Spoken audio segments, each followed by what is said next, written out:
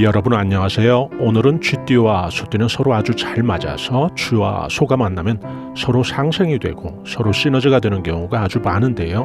오늘 영상에서는 이처럼 쥐띠와 또 소띠가 죽이 척척 잘 맞는 것에 대해서 간단히 설명을 드리겠습니다.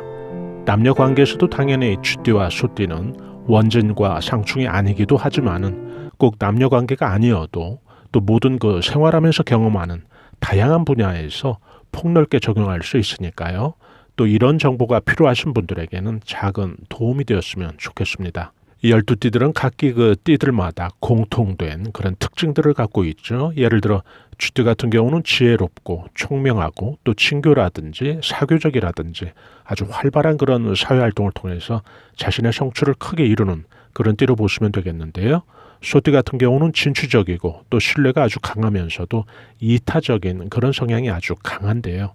쥐띠가 소띠를 만나면 또 소띠가 쥐띠를 만나면 이런 중심적인 특징들이 더 두드러지게 상생관계가 되는데요.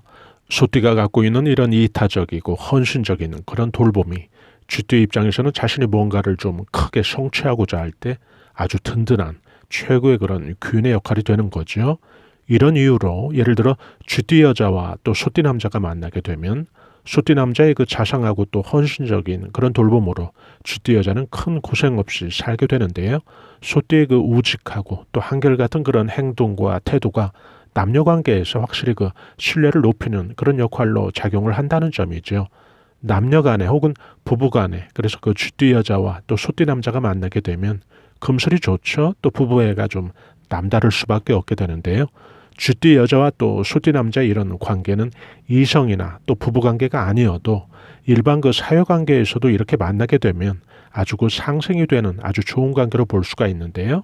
예를 들어 사업이나 또 사회적으로도 이렇게 만남이 된다면 뭔가 서로 그 공통점들이 많아지고요. 또 둘 사이의 그 이견이라든지 서로 생각이 다른 것보다는 공감할 내용들이 둘 사이에서 많아진다는 이야기죠. 그러니까 좋은데요.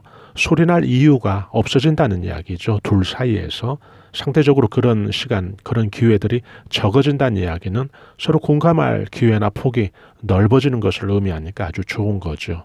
이 경우에 또 아주 강하고 튼튼한 그런 하드웨어 역할을 하게 되는 그 소띠 남자와 또 지혜롭게 실속 있게 인간관계라든지 또 사회관계를 잘 하게 되는 그런 쥐띠라는 그 소프트웨어가 서로 같이 탑재된 그런 형국이 되는 거죠. 또 다른 예로는 또 소띠 여자가 쥐띠 남자를 만나게 되는 경우도 있을 수 있겠죠.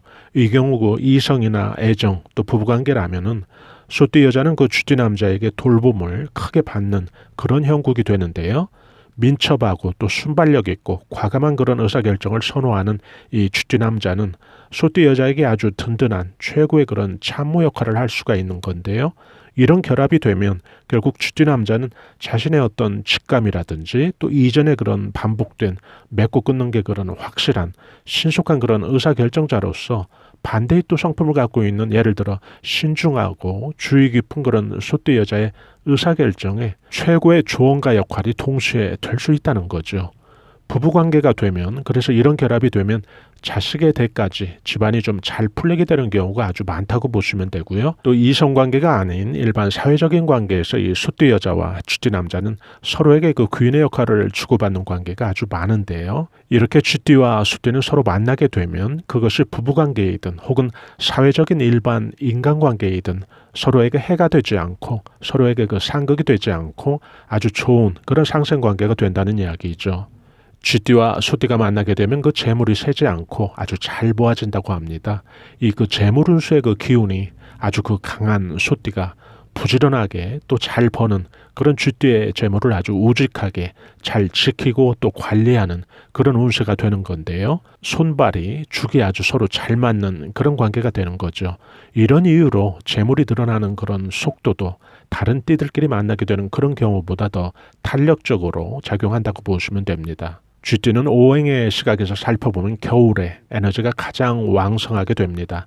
또한 동시에 그 가장 왕성히 그 에너지가 쌓여진 이런 시기에 쥐띠는 동시에 또 여유롭게 에너지라고 하는 그런 운세의 충전을 동시에 또 하게 되는데요.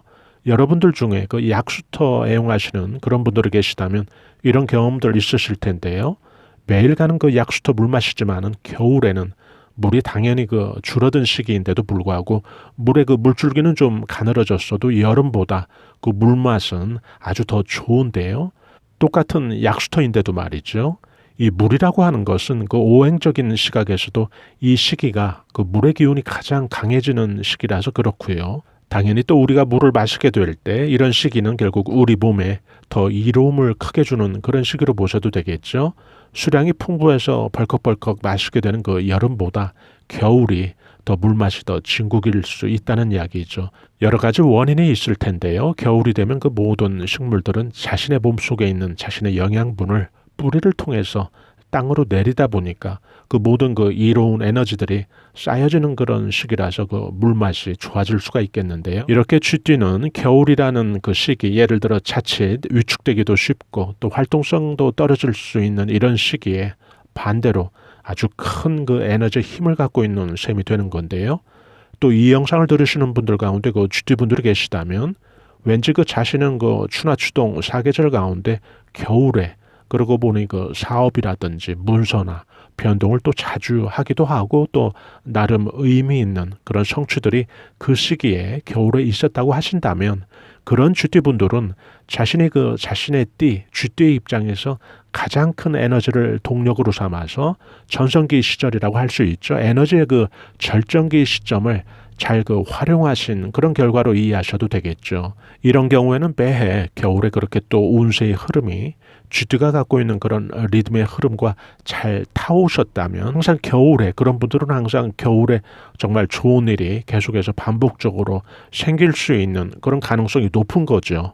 꼭 부부관계가 아니어도 그래서 이 쥐띠와 소띠, 이 소띠와 쥐띠가 만나면 아주 좋을 수밖에 없는데요.